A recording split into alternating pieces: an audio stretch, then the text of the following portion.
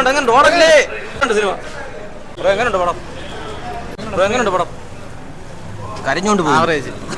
എങ്ങനെയുണ്ടായിരുന്നു പടം എങ്ങനെയുണ്ടായിരുന്നു സിനിമ എങ്ങനെയുണ്ട് പടം എങ്ങനെയുണ്ട് പടം സിനിമ എങ്ങനെയുണ്ട് പടം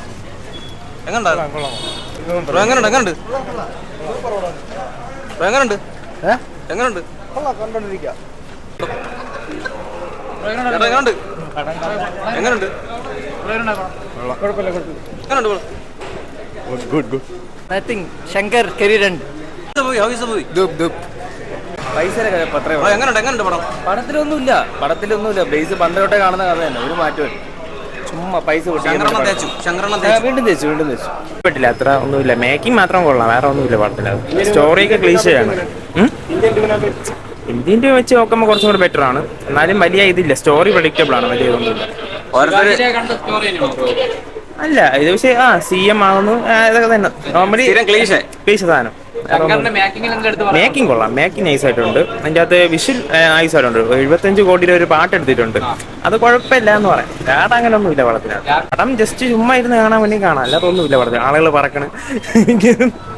അപ്പൊ ശങ്കരന്റെ ബോംബ് പരിപാടി തന്നെ ബോംബെ തന്നെ ಸೂಪರುಂಟು songs background score Shankar direction marking ಎಲ್ಲ ಉಂಟು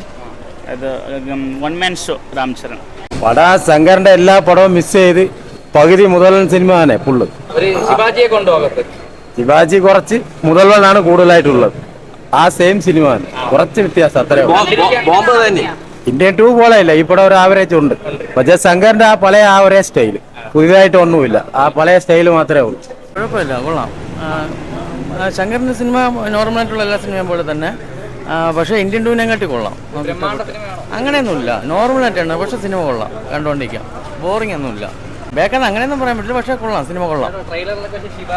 അല്ല അത് തന്നെ ശങ്കറിൻ്റെ എല്ലാ സിനിമ കാണുമ്പോൾ തന്നെയാണ് പക്ഷേ അത് എടുത്തിരിക്കുന്ന രീതികൾ കൊള്ളാം ഒരു ഇമോഷണൽ സീനായിട്ടാണെന്നാലും കൊള്ളാം കുഴപ്പമില്ല നോർമൽ രീതി തന്നെ ഇന്ത്യൻ 2 ഇതൊന്നും പറഞ്ഞിട്ട് ഇറക്കിയെങ്കിലും മറ്റേ നെഗറ്റീവ് ആക്കേണ്ടി വരില്ലായിരുന്നു ശങ്കറിന്റെ സിനിമ എന്ന് പറയത്തില്ല കുഴപ്പമില്ല ശങ്കറിന്റെ സിനിമ പറയൂല ആവറേജ് അത്യാവശ്യം തിരക്കില്ലാത്തൊരു പടമായിരുന്നു ശങ്കറിന്റെ ഡയറക്ടറിന്റെ ഒരു പഴയ ഫിലിമോഗ്രഫിയും ഡയറക്ഷനൊക്കെ വെച്ച് നോക്കുമ്പോൾ ആ ലെവൽ വന്നിട്ടില്ല ബട്ട് ഐ ഷുഡ് റീസെന്റ് ഇറങ്ങി ഇന്ത്യൻ 2-നെക്കാട്ടി മച്ച് ബെറ്റർ ആയിരുന്നു